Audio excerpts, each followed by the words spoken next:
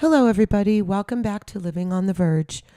Today is definitely going to be one of those Friday style episodes. A little bit of everything, a little bit of real life, a little bit of what I'm watching, what I'm not, and just kind of easing into the day. And I'm going to be honest right out of the gate, I'm not feeling 100% today. I thought I was better. I really did. And I think that's actually going to end up being part of today's conversation because there's something in that I think shows up in more places than just being sick. So if I sound a little slower, a little more grounded, that's just where we are today, people. Paying attention to real life, the fun parts, the messy parts, and what they're trying to teach me. And honestly, these do tend to be the episodes where something a little more real comes out of it anyway. So let's get started and see where this one takes us. Earlier this week, I thought I was better.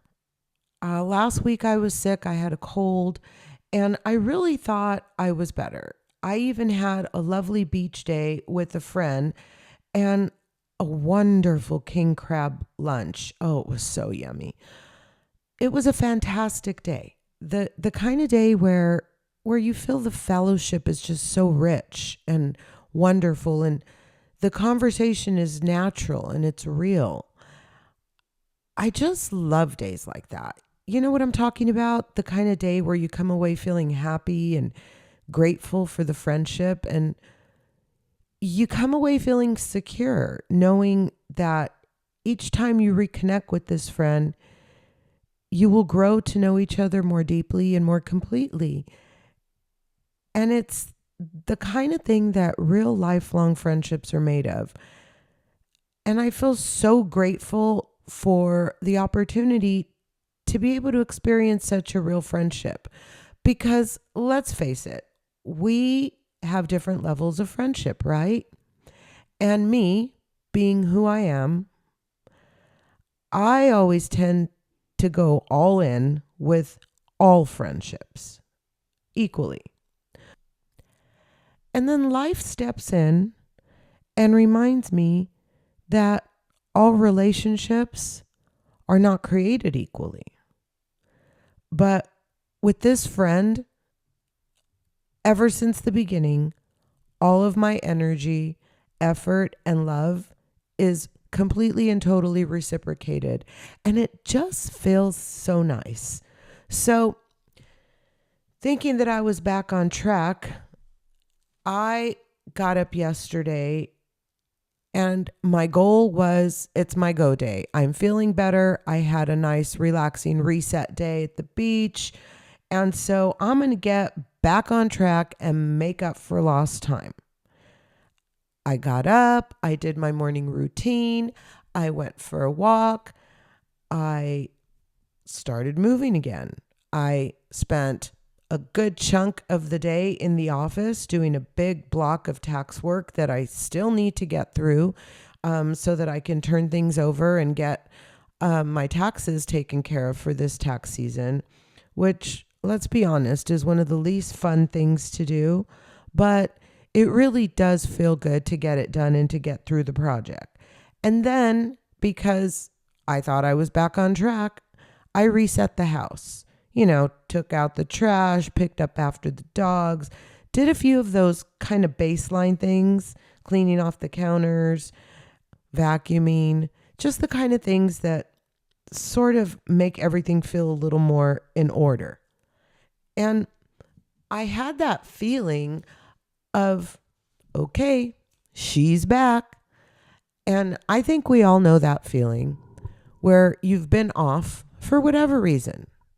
Maybe like me, you were sick, or maybe you have been out of sync with something that you're just getting back into. And then you get this momentum, right? And you think, oh, right, we're good again. And so yesterday, when I got up feeling better, I leaned into that. And I worked and I did stuff around the house and I did stuff in my office. And I was just so proud of what a long, wonderful, productive day I had, that I thought, I'm going to treat myself. And because I had just done the spa service, the spa was nice and sparkling. And I thought, you know what? A nice soak is just what I want right now. And especially because it turns out we had walked almost 6 miles at the beach. And I thought, you know what? My muscles really would appreciate the love and a little bit of a soak. And then after the soak, I spent a little bit of time planning the upcoming trip to the Caribbean that I was telling you guys about. Just stuff like buying airfare and stuff like that. And I thought, you know what? It's been a long day. I've gotten a lot accomplished. I'm going to order in. And if you know me, then you know that I don't necessarily love ordering in because I just can't wrap my head around all of the delivery fees and how your $11 hamburger ends up being a $35 meal. But I figured, what the heck, I'm going to treat myself and I'm just going to do it today. My food order got here and it was nothing spectacular, nothing crazy. You know what I ordered? I ordered a market salad from Chick-fil-A and a medium mac and cheese. And I thought that was what I would consider a completely normal dinner. You know, the mac and cheese might have been a little bit of a treat for me because I don't really eat pasta anymore, but nothing extreme, nothing indulgent in a crazy way, right? Just normal. So I sat down, I had my dinner and went to bed a little while later, and the night ended pretty uneventfully. I felt really good about myself as the night ended. I felt feeling accomplished, but I had this nagging headache. And then I woke up sometime in the middle of the night with the worst stomach pain. And this wasn't just any ordinary stomach pain. It wasn't subtle. Not like, ooh, that's uncomfortable. It was more like up, walking around, very aware of it. It's not going away. And it went on for hours. I would lay down, I would try to get back to sleep, and nothing. So at one point, I'm laying there and I'm thinking, what did I do? What caused this? I was just out at the beach having crab yesterday and I felt fine. And granted, I did have a headache, but right before we ended the day at the beach, we stopped at this little pub place because we wanted to just get out of the sun and have a little bit of a rest. And mainly we were just waiting for traffic to die down so we could make our way back. But anyway, we stopped at this place and I was intent on having a Tito's with soda. And so I ordered a Tito's and soda and we sat at the bar, but we didn't notice that they only had beer and there were a lot of taps and some bottles of wine. But when I ordered the Tito's and soda, she said, oh, I'm sorry, we don't have Tito's. And then she showed us the bottle and I said, I've never seen that brand before. So she offered to pour me a shot to taste. And my friend and I each took a little taste and we said, well, it's very, very weak, very mild, but okay. So we went ahead and ordered the drinks. Well, it turned out it was wine-based, those soju-based drinks, because about, a quarter of the way through, I finally put all of the pieces together and realized that we were at a bar that just had a beer and wine license, not a liquor license. And that's why they didn't have Tito's or real vodka. And so I explain all of this just to explain why when I was driving home that night, I thought, that was a few hours ago.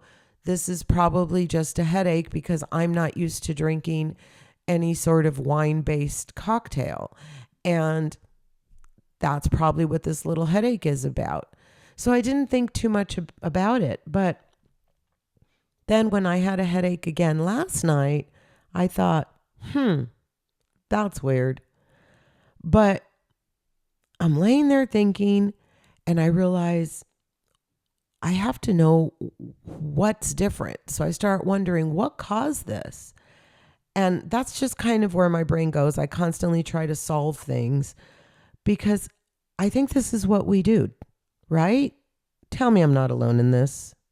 Something feels off, and immediately we try to come up with the reason or a fix or a conclusion. We want to understand it so we could control it. And then I remembered something as I'm laying there in bed, holding onto my tummy, that I had heard before.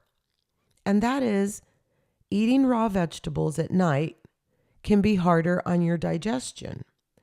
And if I'm being completely honest, what I originally read that led me to that conclusion was some social media article and or post that said, stay away from salads at night. They're not good for you.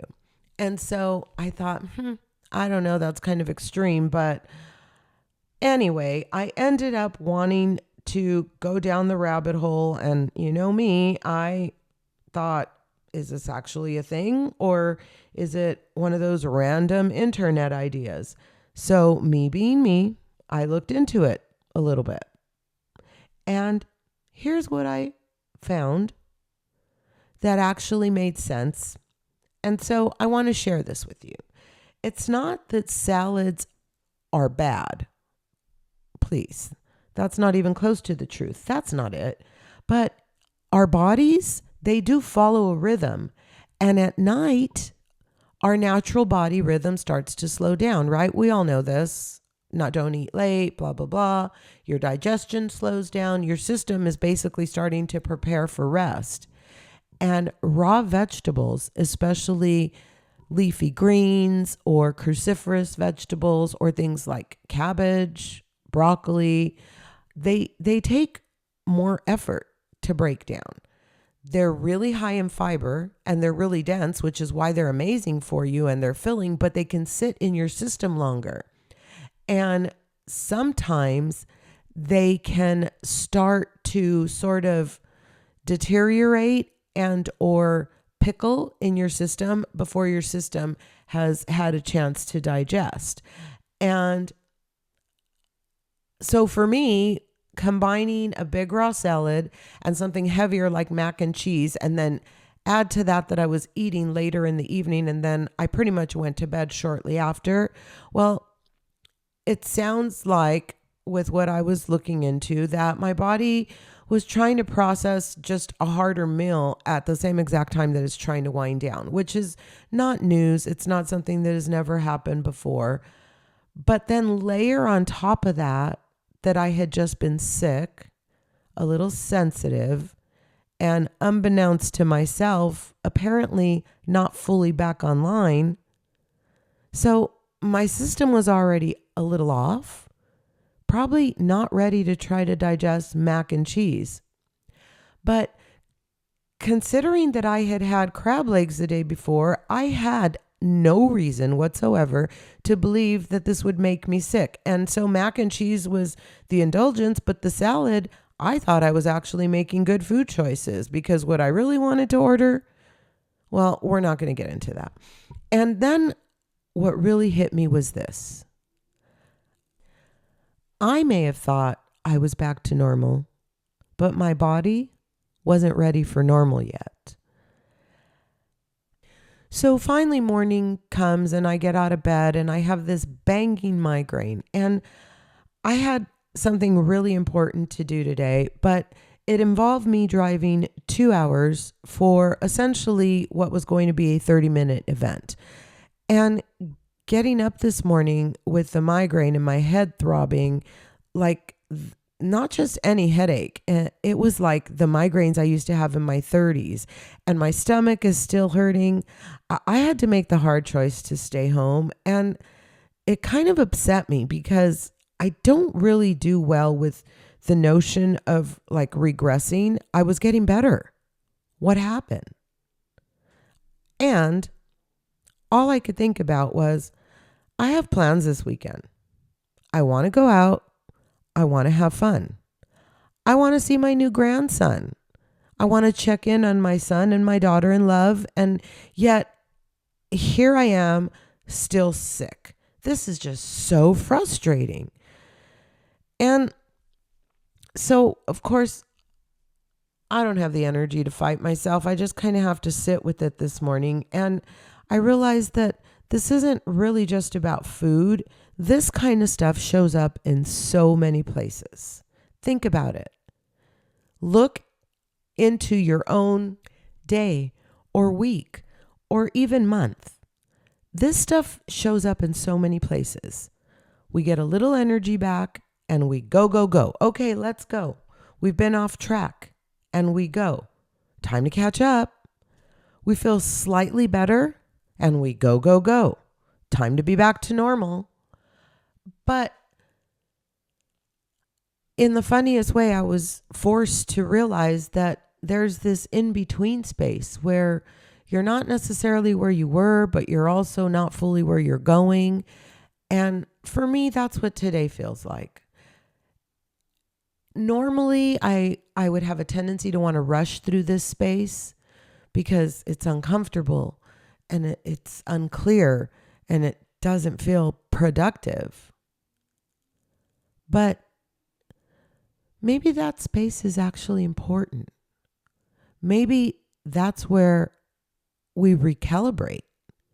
Maybe that's where your body, your mind, and even your life is trying to tell you, not yet.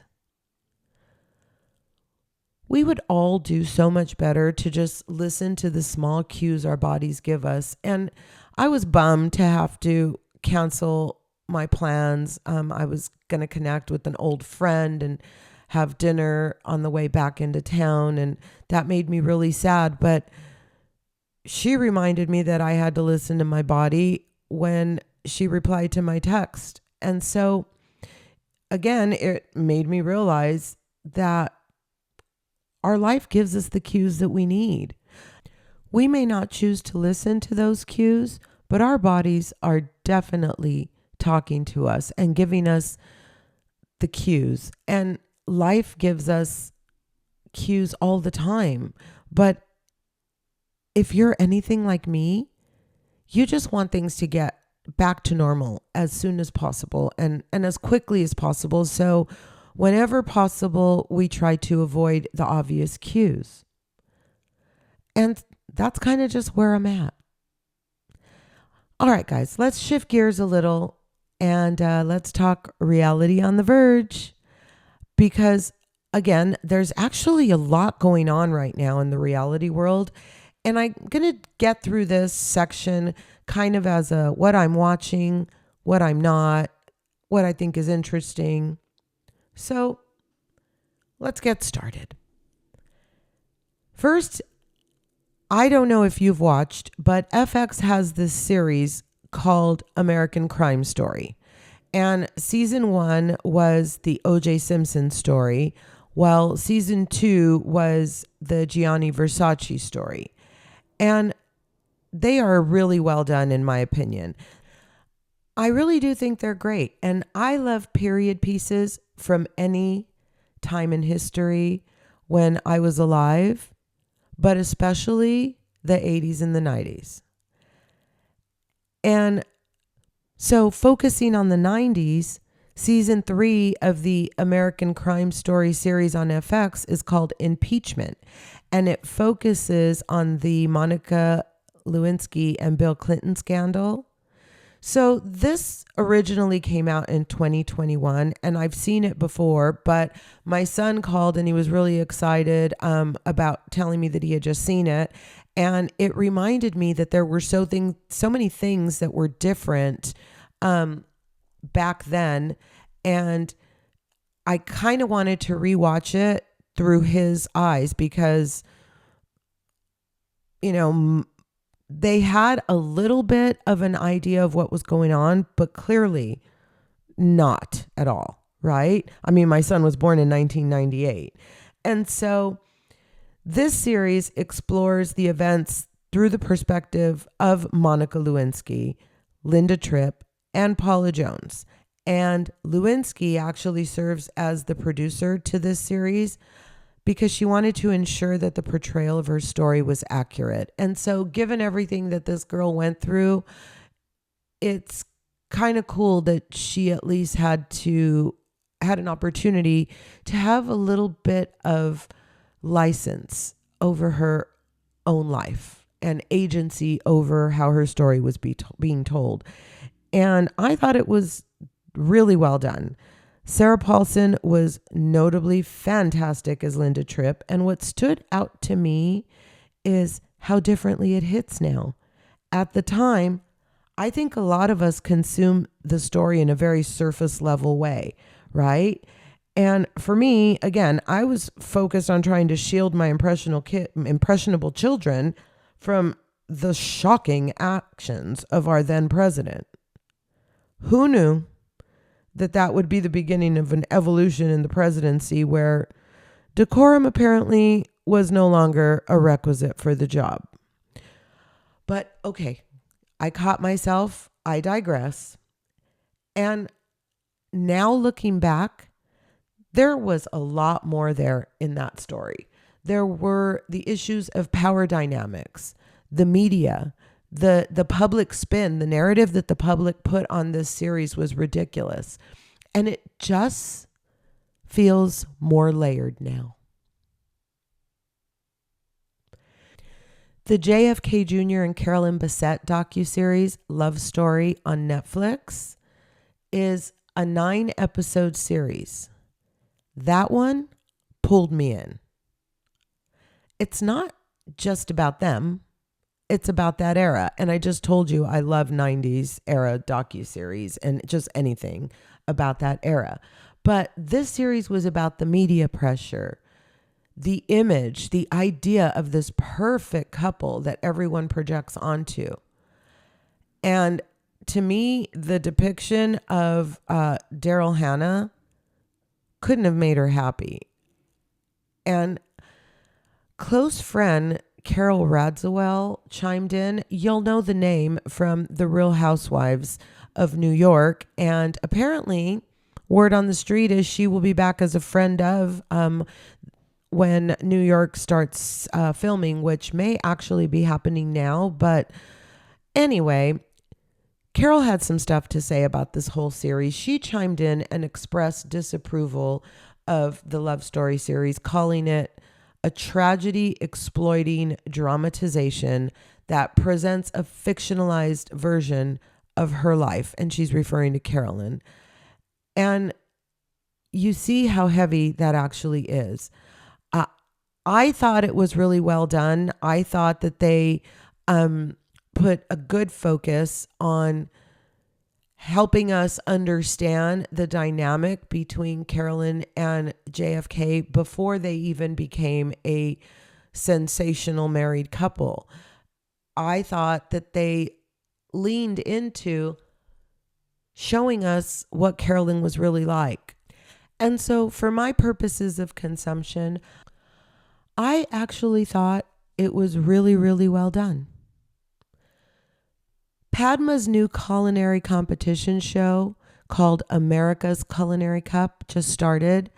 And I'm watching anything in that lane. Reality and food in the same show? Yes, please. But what I'm really liking is this show feels elevated. It's not just cooking. It's experience, presentation, storytelling. And I think that's where food content is going. And honestly, that's where I want it to sit too.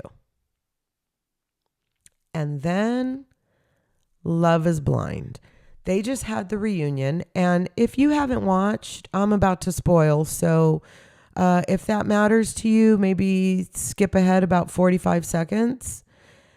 And if not, well, here goes, guys. The only couple that ended up still married, no surprise here, Vic and Christine.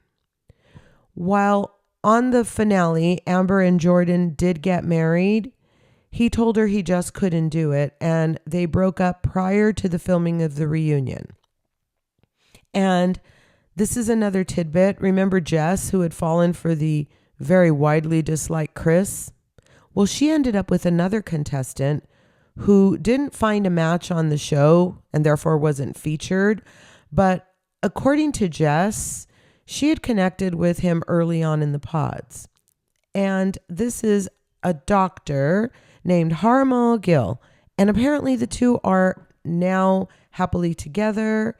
And then there is one more bit of earth-shadowing news from this season's Love is Blind. And that was the couple Devontae and Brittany.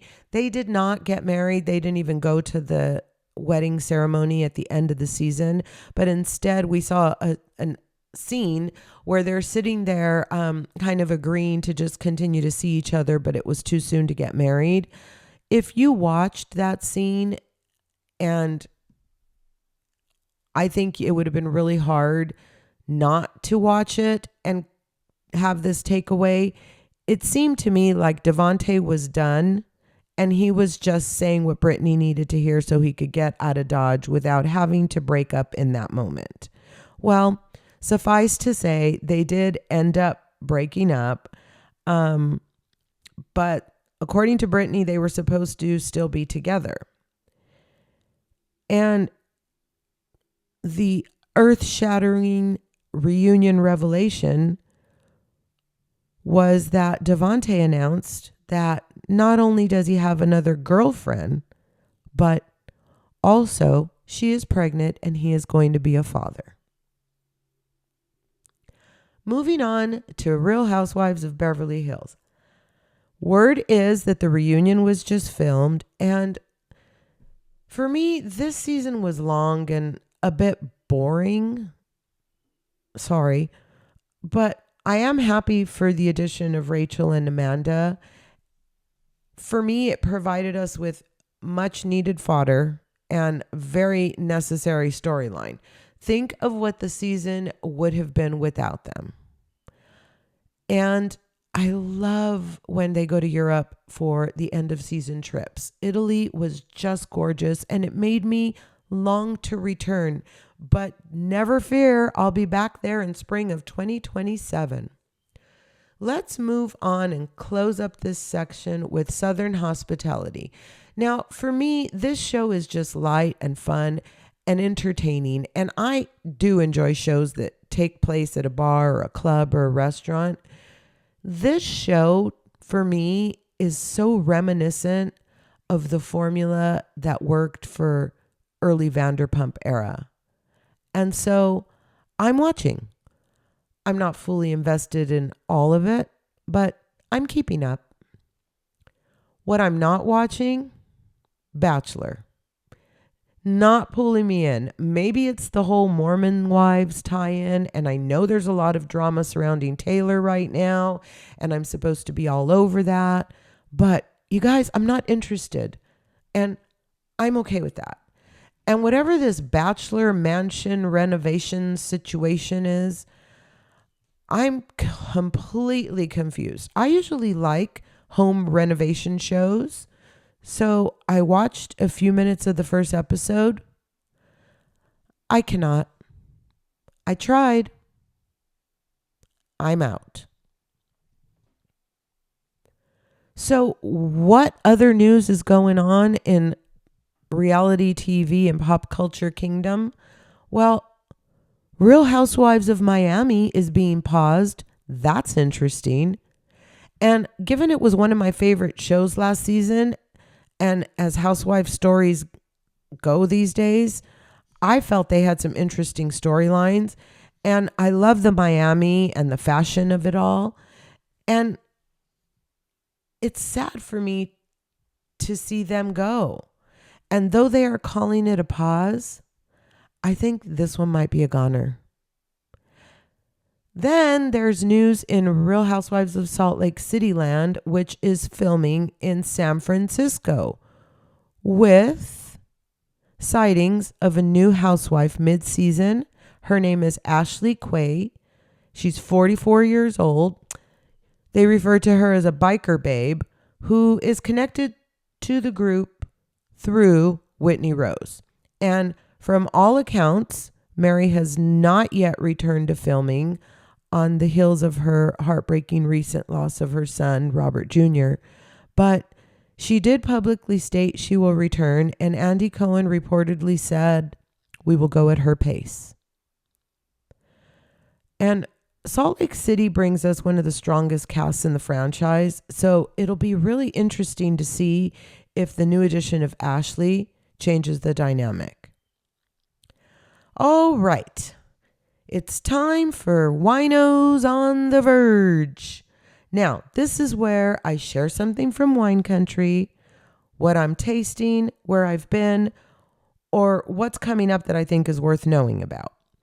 And this week, well, I didn't actually make it out to a winery, but there is something coming up that I'm actually really excited about, and that's what I want to talk to you about today. This is the Big Red Fest happening on the Portola Wine Trail. So it's on Sunday, April 26th from 10 a.m. to 5 p.m. Tickets are $89.99. And what they're doing is featuring multiple red wines from each winery along the trail, paired with food, which I love. Now they're calling them small bites. I hear from people who have gone before, some bites are much larger than others. And so here are the participating wineries: Somerset, Fazeli, Robert Renzoni, Altissima, Gershon Bacchus, Oak Mountain, Leonis, Danza del Sol, Frangipani, and Cougar. Here on Living on the Verge podcast, we have reviewed Robert Renzoni, Gershon Bacchus, also known as GBV. That was our latest review. Danza del Sol and Cougar. So if you go to the Big Red Fest, you're definitely going to get a full Portola experience. And if you've never done something like this, here's my biggest advice from people who have gone before. Go early.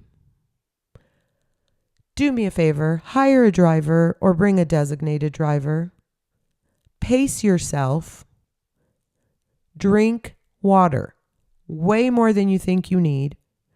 And it's fixing to be a hot spring and summer, so that's probably the best advice. And also, don't feel like you have to try everything. Find what you actually enjoy. And this is really what I want this segment to be. Not just reviews, but sharing wine country in a way that feels approachable, social, and actually enjoyable. And that's Winos on the Verge this week. So, if there's any sort of thread running through today's episode, it's probably this. Just because something is normal doesn't mean it's right for you in that moment. Not your food, not your pace, not your timing. And maybe the goal isn't to just rush back to normal, but to actually notice where you are and move from there. All right, friends, that's what I have for you today. I'll be back next week, hopefully feeling a little more like myself. And until then, I will be here, living on the verge. Thanks for being here.